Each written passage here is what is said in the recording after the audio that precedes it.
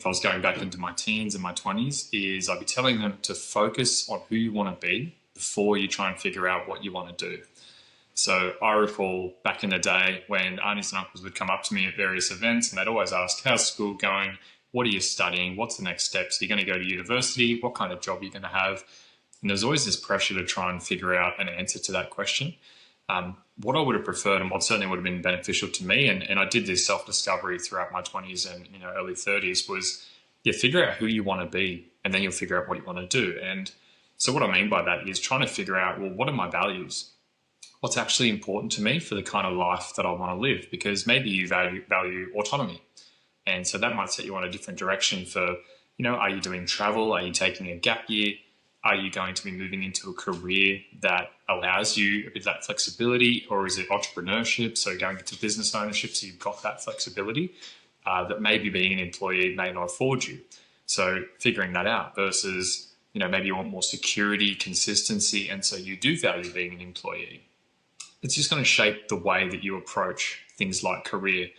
It's also going to help you to, when you figure out who you are, also focusing on what kind of person do I need to become to attract the kind of partner that I want. So whether that's a husband or a wife, obviously it doesn't have to lead to marriage. It could also be friendships as well. But figuring out what behaviours, tendencies do I need to have to attract those kind of people into my life. Because, you are the average of the 5 people you spend the most time with, or at least that's what you would have heard as well. I've got a few theories on that, but largely I think that's true. And so, figuring out who your existing friendship group is, who the family you surround yourself with, what opinions am I taking on? All of those are going to be fundamental to figuring out, again, who you want to be so you can figure out what you want to do.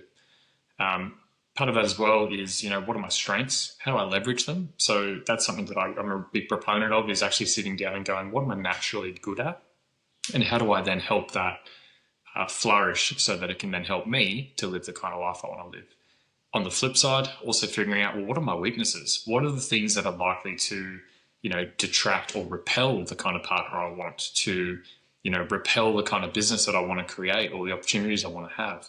And finding a way to cap those downsides or remove them if possible. Because, if you've read Carol Dweck's book on mindset, this growth mindset always means I can change, I can develop, I can overcome and adapt and evolve. Humans are great adaptation machines. And so try not to have those limiting beliefs on, I am just this way because that's how I was raised, or that's the rules of the government. And I guess it's, whatever happens to me as opposed to for me. Again, that growth mindset really comes into play. So I think that's a really good framework. So again, figure out who you want to be, and then you'll figure out what you want to do. What you don't want to have is, again, I'll use the partner example, is you just go along with career, you go along with a partner. Next thing you know, you're 40 years old. You're sitting back thinking, you know what, I actually don't like my life and I don't know what to change without absolutely just blowing it up.